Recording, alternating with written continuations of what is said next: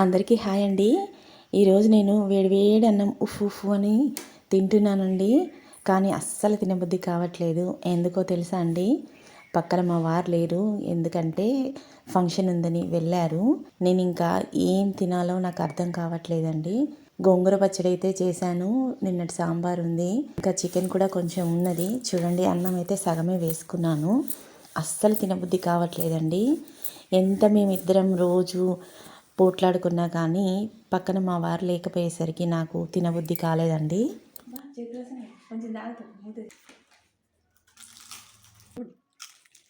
నేను రోజు నాకు వేడివేడి అన్నం కావాలని మా వారితో పోట్లాడతానండి.